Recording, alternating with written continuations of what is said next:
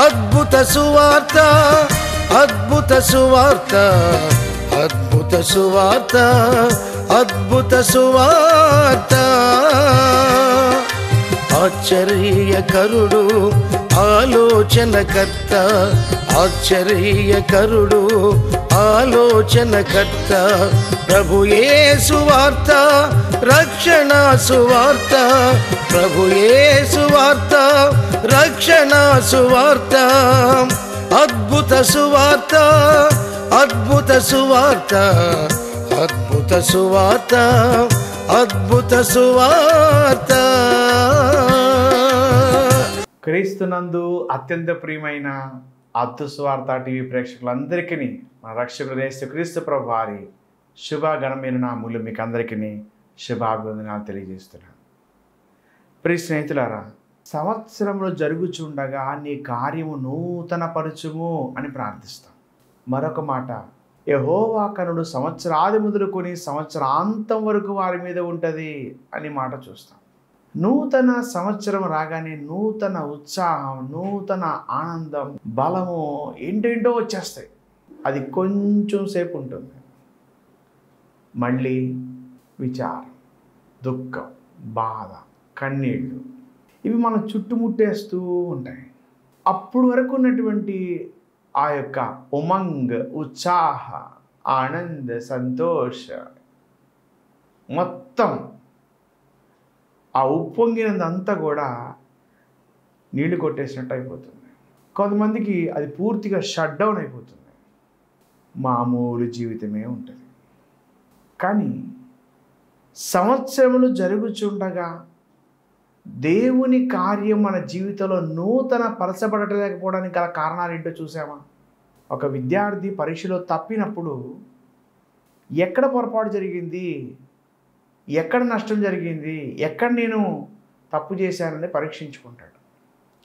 ఒక ఆటగాడు తప్పు చేసినప్పుడు సమాలోచన చేసుకుంటాడు. ఆ రివ్యూస్ చెక్ చేసుకుంటాడు. ఎక్కడ నేను పొరపాటు చేశాను, నా ప్రత్యర్థి ఏ విధంగా గెలిచాడు అనేటువంటిది గమనించుకొని మళ్ళీ మళ్ళీ ఆ యొక్క తప్పులు పునరావృతం కాకుండా చక్కగా ఈసారి ప్రాక్టీస్ చేస్తాడు. అలాగే మన దైనందిన జీవితాలలో కూడా సంవత్సరాలు జరుగుతుండగా దేవుని కార్యం మన జీవితం నెరవేర్చబడలేకపోవటం, నూతన పరచబడలేకపోవటం, అప్పుడప్పుడు వరకు మనం ఏదో హడావుడి చేసేసి గందరగోళం చేసేసి మళ్ళీ కామ్ అయిపోయేటట్టుగా కాకుండా ఏదో ఒక పరిస్థితిలో మార్పు రావాలి. దేవుని యొక్క వాక్యం మనం ప్రోత్సహిస్తూ చక్కని మాట చెప్తుంది. ఇర్మియా ప్రవచన గ్రంథం 31వ అధ్యాయం 13వ వచనంలో ఈ విధంగా రాయబడింది. ఈ మాటని గుర్తు చేసుకుందాం. వారి దుఃఖమునకు ప్రతిగా సంతోషమిచ్చి వారిని ఆదరించెదను, విచారము కొట్టివేసి నేను వారికి ఆనందము కలుగజేతును. గనుక కన్యకలు, యవనులు, వృద్ధులు కూడి నాట్యమందు సంతోషించెదరు.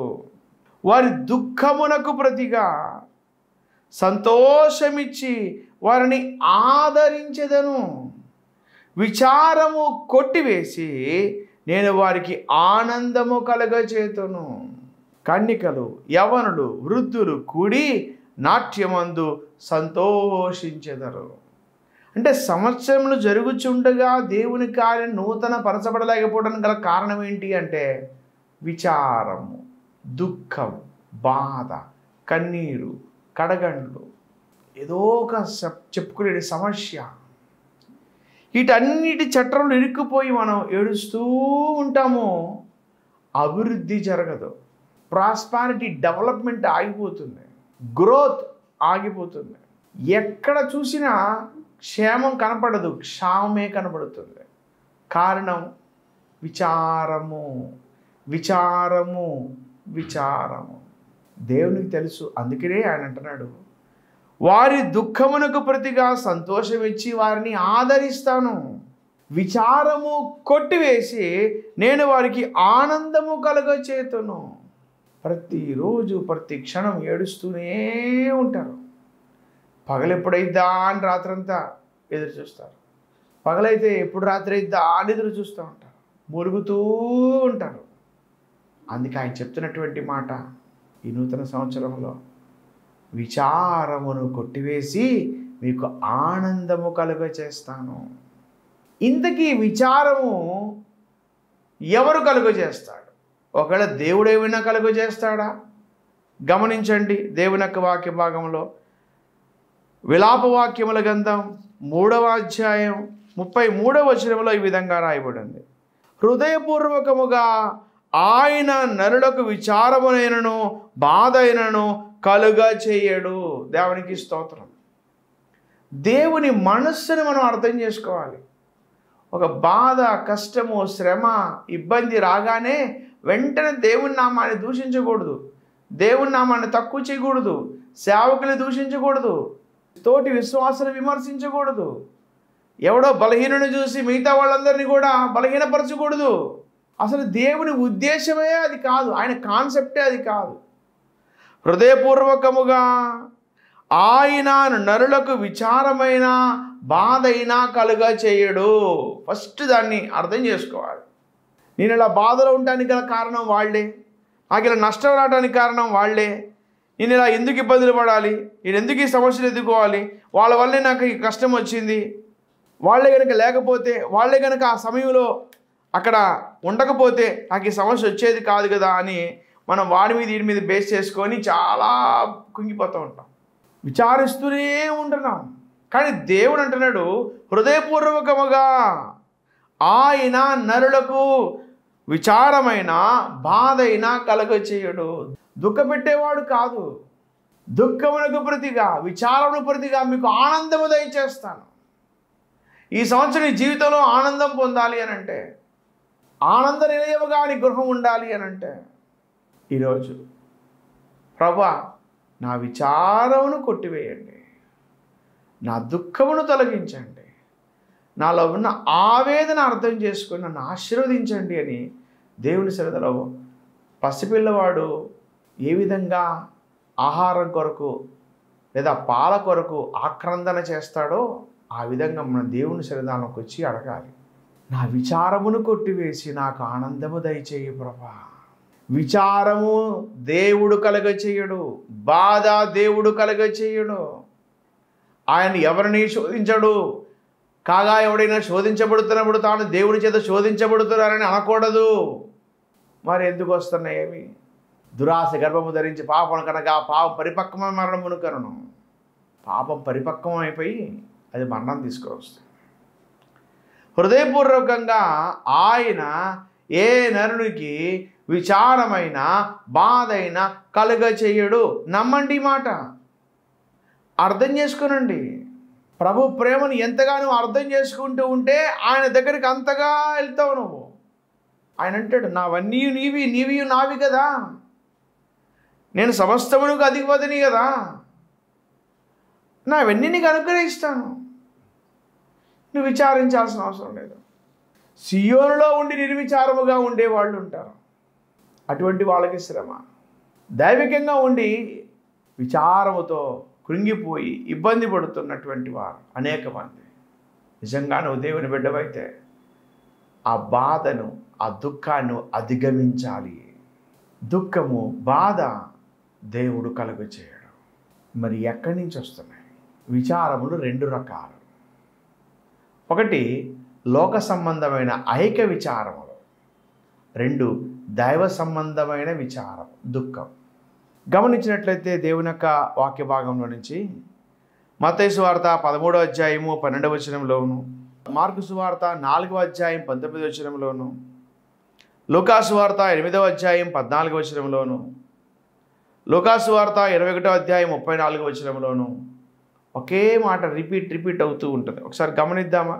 మత్తయి సువార్త 13వ అధ్యాయం 22వ వచనం, ముండ్ల పొదలలో విత్తబడిన వాడు వాక్యము వినువాడే కానీ ఐక్య విచారము, ధనమోసము ఆ వాక్యమును అణచివేయును గనుక వాడు నిష్ఫలుడగును.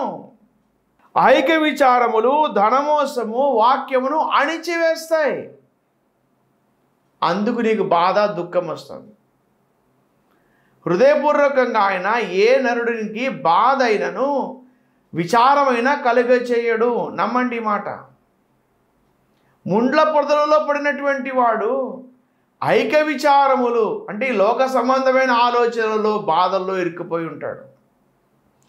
ఐక విచారమును ధనమోసమును ఆ వాక్యమును అణచివేయును గనుక వాడు నిష్ఫలుడుగా ఉంటాడు.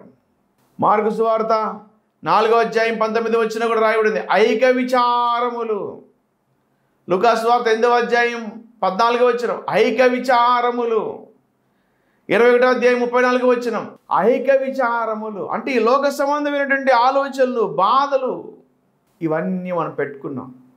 నీ మొక్క పెరుగుతుంది ఆత్మీయ జీవితం, నీ పైన ముళ్ళ పొదలు కూడా పెరుగుతున్నాయి. ఈ పొదలన్నీ ఏం చేస్తారంటే ఆ మొక్కను అణిచివేస్తున్నాయి. అందుకే సప్రెస్ చేసుకొని డిప్రెషన్లోకి వెళ్ళి డెస్టినీ రీచ్ అవ్వకుండా ఎక్కడో చోట బండి బోల్తా కొట్టేస్తుంది. విచారము అనగా దుఃఖము బాధ నీ వలనే కలుగుతున్నాయి, నీ యొక్క భోగేచ్ఛల వలనే కలుగుతున్నాయి. సమస్యలు పెరగటం, అప్పులు పెరగటం, ఐపీలు పెట్టడం, ఆత్మహత్యలు చేసుకోవడం ఎందుకండి అంత? ఎవరు చెప్పారు మీకు ఆ మాట? అనేక మందికి నువ్వు ఇచ్చే స్థాయిలో ఉండాలి కదా ప్రభు కోరింది. విచారములు పెంచేసుకున్నావు, దుఃఖం పెంచేసుకున్నావు, బాధ ఎక్కువ పడిపోతున్నావు, బలహీనుడైపోతున్నావు. నీ ద్వారా నీ యొక్క భార్య, నీ పిల్లలు, లేదంటే నీ భర్త, నీ పిల్లలు నష్టపోతున్నారు. చుట్టూ ఉన్న సమాజానికి, సంఘానికి ఏం సందేశం ఇస్తున్నావు? రేపు ప్రభు ముందు నువ్వు ఏ విధంగా నిలబడగలుగుతావు? ఎందుకు నీకు వయసుకు మించినటువంటి దుఃఖం? ఎందుకు వయసుకు మించినటువంటి విచారము? నీకు విచారం ఉందా? నువ్వు వెళ్ళి దేవుని మందిరంలోకి వెళ్ళి విచారణ చేయాలి. విచారణ గురువు దగ్గరికి వెళ్ళి ప్రార్థన చేయించుకోవాలి. ఆ గురువు దేవునికి సన్మార్గాన్ని నీకు తెలియజేస్తాడు, దానిలో నడవాలి. నువ్వు విచారముగా ఉన్నావు కనుక, దుఃఖముగులుగా ఉన్నావు కనుక, నువ్వు ఇంకా ఏడుస్తూ కుంగిపోతున్నావు కనుక, సంవత్సరాలు మారినా నీ జీవితంలో నూతన క్రియ జరగడం లేదు.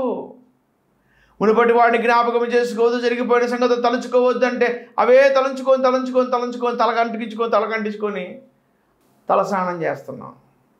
తిప్పలో తప్పడంలా. ఆలోచించండి ఒక్కసారి. నేను మీ యొక్క బాధను విచారమును కొట్టివేసి మీకు ఆనందము కలుగజేస్తాను అంటున్నాడు దేవుడు.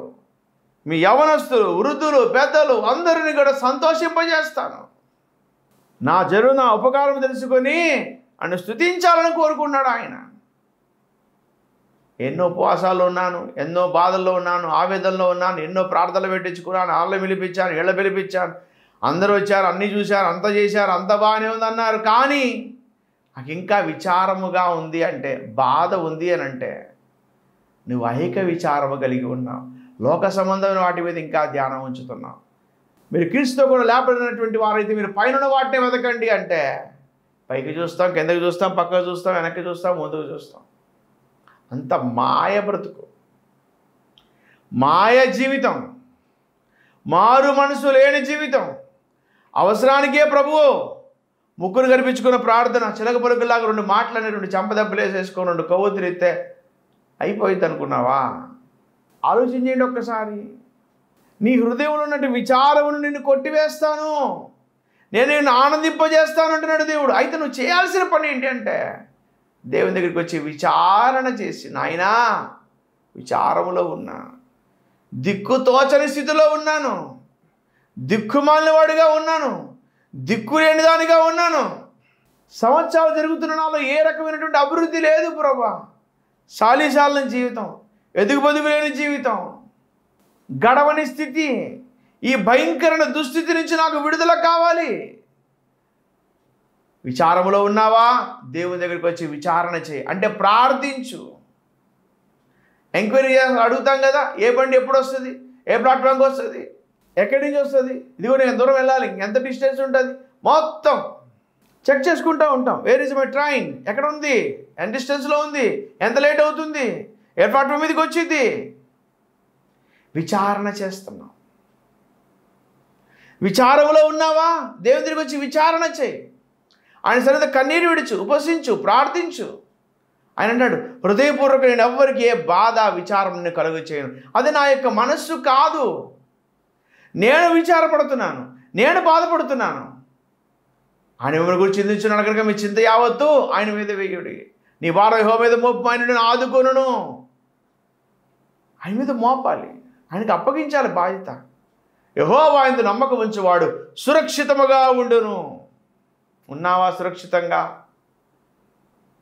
ఆ ఒక్క అరగంట మాత్రమే హడావుడి చేసేసి మళ్ళీ నిరుత్సాహంలోకి వెళ్ళిపోయి నీరసం తెచ్చేసుకున్నావా?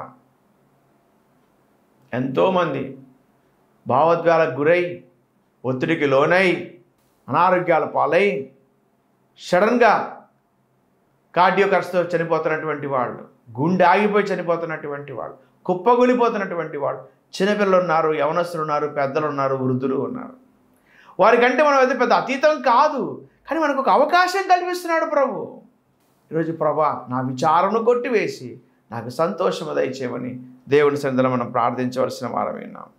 కీర్తన గ్రంథం 94వ సంకీర్తనలో 19వ వచనంలో ఈ విధంగా రాయబడింది, నా అంతరంగమందు విచారములు హెచ్చగా నీ గొప్ప ఆదరణ నా ప్రాణమునకు నెమ్మది కలుగు చేయుచున్నది. దేవునికి మహిమ కలుగును గాక.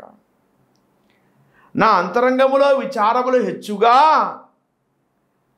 ఉంటుంటే, హెచ్చగా అయి ఉంటే, పెరుగుతూ ఉంటే, నీ గొప్ప ఆదరణ, your comfort is a God of mercy, is a very comfortable God. చాలా సౌకర్యవంతమైన దేవుడు, సుఖమయమైన జీవితం అందించేవాడు, ఆనందమయమైన జీవితం అనుగ్రహించేటువంటి వాడు. విచారమును కొట్టివేసి బాధను తొలగింపజేసి బరువు భారం ఆయన మోసి నీకు విశ్రాంతిని అనుగ్రహించే ప్రభు ఆయన. నమ్ముతున్నావా? ఇప్పటికన్నా కళ్ళు తెరిచావా? ఈ విచారంలో నీవు విచారణ చేయాల్సిన బాధ్యత ఉంది కదా. మేలు కలుగు మార్గం మీద అడిగి అందులో తెలుసుకోండి, అప్పుడు మీకు నెమ్మది వస్తుందని చెప్పినుంది కదా. అడగకపోతే నీకు ఎలా తెలుస్తుంది? ఎవరు నీకు భోజనం పెడతారు? ఎవరు నీ భవిష్యత్తు తోడుకుంటారు? అడగటమే నీకు నామోషి అయితే పెట్టేవాడికి ఇంకెలా ఉండాలి? ఆలోచన చేయండి. మీ విచారమును కొట్టివేసి మీకు ఆనందము కలుగ చేతును. భక్తుడు అంటున్నటువంటి మాట 94వ సంకీర్తన 19వ వచనం, నా అంతరంగమందు విచారములు హెచ్చగా నీ గొప్ప ఆదరణ నా ప్రాణమునకు నెమ్మది కలుగ చేయుచున్నది. దేవుని ఆదరణ నెమ్మదినిస్తుంది. దేవుని యొక్క ఆదరణ మన జీవితాలను గొప్ప ప్రభావితం వైపు నడిపిస్తాయి. అనేక నువ్వు ఇన్స్పిరేషన్గా ఉంటావు. ఈరోజు దేవుని సొంత ప్రార్థన చేసుకో, ప్రభా నాలో ప్రతి విచారము కొట్టివేసి నాకు ఆనందమయమైన జీవితం ఇవ్వు ప్రభా. నువ్వు నాకు కావాలి, నీ ప్రేమ కావాలి, నీ దర్శనము కావాలి, నీ అనుగ్రహము కావాలి అని బలపరచు అని దేవుని సన్నిధిలో మనం వచ్చిన తీర్మానం చేద్దాం. తప్పక ప్రభు మన జీవితంలో గొప్ప కార్యం జరిగిస్తాడు. చూస్తున్నాం విచారం అంటే ఏంటి, అంతేకాకుండా విచారము ఎన్ని రకాలుగా ఉంటుంది చూస్తున్నాం. ఒకటి ఐహిక విచారములు, అంటే మనోవిచారములు, లోక సంబంధమైనటువంటివి. రెండవది ఆధ్యాత్మిక సంబంధమైనటువంటి బాధ, ఏడుపు, దుఃఖం. ఎవరైనా బాధ్యత అప్పగించారనుకో అంతరం చేసి వెళ్ళిపోతాం, మళ్ళీ తుంగి కూడా చూడం. ఎందుకంటే మళ్ళీ అని చెప్తారేమోనని. కొంతమంది భయపడిన చెప్పింది చేస్తూ ఉంటారు. కానీ నువ్వెలా ఉన్నావు? 94వ సంకీర్తన 19వ వచనం, నీ గొప్ప ఆదరణ నా ప్రాణమునకు నెమ్మది కలుగజేయు. నా అంతరంగమందు విచారములు హెచ్చగా అవి పెరిగి ఉన్నప్పుడు నీ గొప్ప ఆదరణ, God's comfortness, very very very important for us. ఆయన వాత్సల్యం మనకి అద్భుతమైనటువంటి అంశం. నీ గొప్ప ఆదరణ నాకు నెమ్మదినిస్తుంది. చిన్నపిల్లలు పాడతారు, నా చిన్ని దోణిలో నీవు ఉండగా భయమేల నాకు ఓ నావిక. నా చిన్ని దోణిలో నీవు ఉండగా దిగులేల నాకు ఓ నాయక. ఓ నావిక, ఓ నావిక, ఓ నావిక, నా నాయక. విమోచకుడు నేను విమోచించడానికి ఇష్టపడుతున్నాడు. నీ హృదయం ఉన్న ప్రతి విధమైన విచారం, ప్రతి విధమైన దుఃఖం, ప్రతి విధమైనటువంటి భారం ఆయనతో పంచుకోవాలి. ఆయన దగ్గరికి వచ్చి సాగిలపడాలి. కన్నీటితో ఆయన పాదాలను తడిపింది పాపాత్మురైన స్త్రీ. విస్తారముగా ప్రేమించింది కనుక ఆమె విస్తార పాపములు క్షమించబడ్డాయి. ఈరోజు విచారము తొలగిపోవాలి అని అంటే, నూతన ఉత్సాహం, నూతన ఉల్లాసం మన జీవితాల్లోకి రావాలి అని అంటే, ముందు దేవుని దగ్గర విచారము చేసి విచారణ చేయాలి. బాధపడి ఆయన దగ్గర ఒక తీర్మానం చేయాలి. నేను చేసిన తప్పే, నా బలహీనత ఇది, దయచేసి నన్ను క్షమించండి, నీ సారూప్యంలోకి మార్చండి అని మనం ప్రార్థించాలి. ఇర్మియా గ్రంథం 9వ అధ్యాయం 1వ వచనంలో ఈ విధంగా రాయబడింది. మాటని జ్ఞాపకం చేసుకుంది. నా జనులు హతమైన వాని గురించి దివారాత్రము కన్నీరు విడిచినట్లు నా తల జలమయముగా, నా కన్ను కన్నీళ్ల ఊటగా ఉండునుగాక. దేవునికి ప్రార్థిస్తున్నాడు ఇర్మియా. నా జనులు హతమైపోయారు చాలామంది. నేను దివారాత్రము కన్నీరు విడిచినట్లు నా తల జలమయముగా, నా కన్ను కన్నీళ్ల ఊటగా ఉండునుగాక అని అతను ప్రార్థిస్తుంటే ఇర్మియాని దేవుడు కాపాడాడు, సంరక్షించాడు. మొత్తానికి గర్వించినటువంటి పరిస్థితులన్నీ కూడా మాయమైపోయేటట్టు చేశాడు. ఇక్కడ జ్ఞాపకం చేసుకుంటే, నా జనులు హతమైపోయిన వారి గురించి దివారాత్రము కన్నీరు విడుస్తున్నాను. కన్నీరు విడిచిన నా తల జలమయముగా, నా కన్ను కన్నీళ్ల ఊటగా ఉండాలి. ఈరోజు ఎటువంటి ప్రార్థన చేస్తున్నామా? నీకు ఎప్పుడు ఏ అవసరం తీర్చాలో ఆయనకి బాగా తెలుసు. నా ప్రభా నా పక్షంగా ఉండు అంటే పక్షంగా ఉంటాడు, నడిపిస్తాడు. కంటే దానికి మించి మనం కూడా దేవుని బిడ్డల కొరకు, దేవుని సంఘాల కొరకు, దేవుని యొక్క మందిర క్షేమాల కొరకు మనం ప్రార్థించాలి. మణిపూర్లో ఒక సంఘటన జరిగినప్పుడు అందరూ కట్ల కట్టుకొని బయటకు వచ్చి సంఘీభావం తెలిపి గొప్ప గొప్ప దేవ సేవకులందరూ కూడా వారికి నివాళులు అర్పించి ఆ చనిపోయిన కుటుంబాలకు చాలా సహకారులుగా ఉండి సహాయం చేశారు. ఈరోజు దేవా, నా జనులు అనేక మంది బలహీనులు ఉన్నారు, వారి పక్షంగా నేను నిలబడతాను, వారి పక్షంగా ప్రార్థిస్తున్నాను, నువ్వు సహాయం చేయి ప్రభా, నీ అనుగ్రహం దయచేయి ప్రభా అని మనం ప్రార్థించగలిగినట్లయితే, విచారము చేస్తే, అంటే విచారము చేసి దేవుని దగ్గర విచారణ చేస్తే, బాధతో దుఃఖంతో ఉన్నటువంటి నీవు దేవుని యొక్క మందిరంలోకి వెళ్ళి సాగిలపడి సాష్టాంగ నమస్కారం చేసి ప్రార్థిస్తే ఆయన నిమిత్తం దుఃఖము నిట్టూర్పు ఎగిరిపోవును అంటాడు ప్రభు. నీ దుఃఖ దినం సమాప్తమగును అంటాడు. నీ యొక్క బుద్ధి మారితేనే శుద్ధి కలుగుతుంది, శుద్ధి కలిగితేనే సిద్ధి ప్రాప్తిస్తుంది. నమ్ముతున్నారా ఈ మాట? ప్రియ స్నేహితులారా, అలసిపోకండి, అఘాయిత్యాలు చేసుకోకండి, దేవుని సరే సాగిలపడదాం, ప్రార్థన చేసుకుందాం. ప్రభా, భక్తుడేమో నీ గురించి, నీ మందిరం గురించి, నీ సేవ గురించి ఆలోచిస్తున్నాడు. బలహీనులు అనేక మంది ఐక్య విచారాల్లో, సుఖదుఖాల్లో భయంకరమైన వ్యతిరేకమైన పరిస్థితులు నడుస్తున్నారు. దయచేసి ఒక్క అవకాశం కల్పించు ప్రభా అని దేవుని సన్నిధిలో తీర్మానం చేసుకోండి. బలహీనత వైపు పోకుండా బలవంతుడిని యేసును కలిగి మన ముందున్నటువంటి మార్గంలో ఓపికతో పరిగెత్తినట్లయితే తప్పక మనం అద్దరికి చేరతాము. దేవా, నా విచారమును కొట్టివేసి నాలో భయాన్ని తొలగింపజేసి నీ కృప చొప్పున, దయ చొప్పున ముందుకు నడిపించమని ప్రార్థిద్దాం. ప్రతి విధమైన విచారము, ప్రతి విధమైన దిగులు, ప్రతి విధమైన వేదనను ప్రభు తొలగించడానికి శక్తివంతుడైన ప్రభువుకున్నాడు. ఈరోజు నువ్వు నమ్మినట్లయితే ఆయన కార్యాన్ని జీవితంలో చూడగలుగుతాం. ప్రార్థన చేసుకుందాం. మహాపరిశుద్ధుడా, చెప్పండి వాక్యానుసారం మెల్లరు మా ప్రభ విచారమును కొట్టివేసి మా ప్రభాని ఇచ్చినటువంటి జ్ఞానముతో అడుగులు ముందుకు వేయాలని ప్రతి ఒక్కరినైనా నీకు సమర్పించుకొని గొప్ప జయము దయచేయమని కోరుతున్నాం. విడుదల దయచేయండి ప్రభా. ప్రతి కుటుంబాన్ని మీరు దీవించండి. ప్రత్యక్షంగా పరోక్షంగా సహకరిస్తున్న ప్రార్థిస్తున్న బిడ్డలందరూ దీవించండి ప్రభా. ప్రతి కుటుంబాన్ని కృపాసనకు అప్పగిస్తుండగా మీరు దర్శించి దీవించమని మా ప్రభా నీ సహాయం మెండుగా దయచేయి. మా ప్రభా నీ కనికరము దయచేయండి. ప్రతి కుటుంబాన్ని మీరు దర్శించమని కోరుతూ ప్రార్థిస్తున్నాను. ఈ కార్యక్రమాన్ని స్పాన్సర్ చేసినటువంటి మా ప్రభాని ప్రియదాసారు ధనలక్ష్మి గారిని బట్టి, తనకు మా ప్రభా మనవుడు నైనా నరేష్ గారిని బట్టి, తన సతీమణిని బట్టి, బిడ్డల బట్టి నీకు వందనాలు. ఇద్దరు చిన్న బిడ్డ కూడా మంచి ఆరోగ్యం దయచేయండి, బలపరచండి. నీ దాసుని బలపరచండి అయ్యా. కుమార్తె అతనికి వివాహ విషయంలో ప్రత్యేకంగా సహాయం చేసి ఈ సంవత్సరం బిడ్డను దర్శించమని కోరుతూ ప్రార్థిస్తుంటున్నాం. మీకే మహిమ, ఘనత, ప్రభావం ఆరోపిస్తూ చెల్లిస్తూ యేసు పరిశుద్ధమైన నామములో విశ్వాసంతో స్తుతించి ప్రార్థించి వేడుకుంటున్నాము తండ్రి, ఆమేన్. తండ్రి, కుమార శుద్ధాత్మ త్రియేక దేవుని జీవిస్తున్న సదా తోడై సమస్త విషయంలో జయమిచ్చి ముందుకు నడిపించును గాక. Amen, amen. Praise the Lord. ఆలోచనకర్త, ఆశ్చర్యకరుడు, ఆలోచనకర్త, ప్రభు యేసు వార్త, రక్షణ సువార్త, ప్రభు యేసు వార్త, రక్షణ సువార్త, అద్భుత సువార్త, అద్భుత సువార్త, అద్భుత సువార్త, అద్భుత సువార్త.